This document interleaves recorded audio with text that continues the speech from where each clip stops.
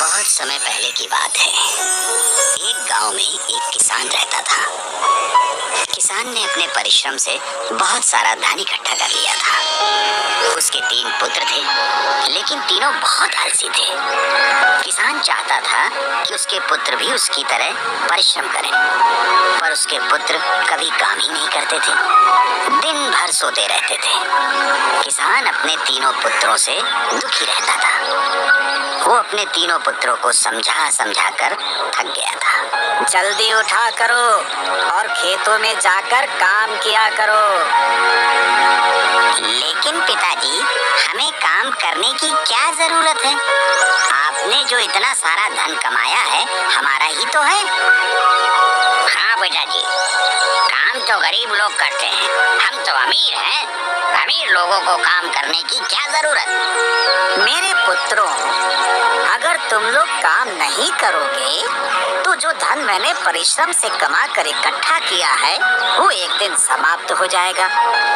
कैसे समाप्त हो जाएगा पिताजी? थोड़ा बहुत धन होता तो समाप्त हो सकता था, लेकिन आपने तो बहुत सारा धन रखा है, वो समाप्त हो ही नहीं सकता। आप हमें डरा रहे हैं। चलो भाइयों। पुत्रों ने पिता की बात पर ध्यान नहीं दिया और वहां से चले गए। उस दिन के बाद भी किसान ने कई बार उन्हें समझाने का प्रयास किया, किंतु हर बार उसका प्रयास विफल हो जाता था। उन पर कोई असर नहीं होता था। हमेशा पिता की कमाई का पैसा उड़ाते रहते थे। किसान अपने बेटों से बहुत परेशान हो चुका था। समय बीतता गया। धीरे धीरे किसान बूढ़ा हो गया। एक दिन किसान बीमार हो गया। धीरे धीरे उसकी बीमारी बढ़ने लगी। उसको अपने बेटों की और ज्यादा चिंता होने लगी। वो सोचने लगा कि मेरे न रहने पर मेरे पुत्रों का क्या होगा। तभी उसके मन में एक विचार आया और किसान ने अपने तीनों बेटों को अपने पास बुलाया और कहा, मेरी बात ध्यान से सुनो। मेरी जीवन लीला जल्द ही समाप्त होने वाली है, मगर मेरे मरने से पहले मैं तुम्हें एक रहस्य की बात बताना चाहता हूँ। कैसा रहस्य पिताजी? मेरे बच्चों, हमारे खेतों में अपार धन गड़ा हुआ है।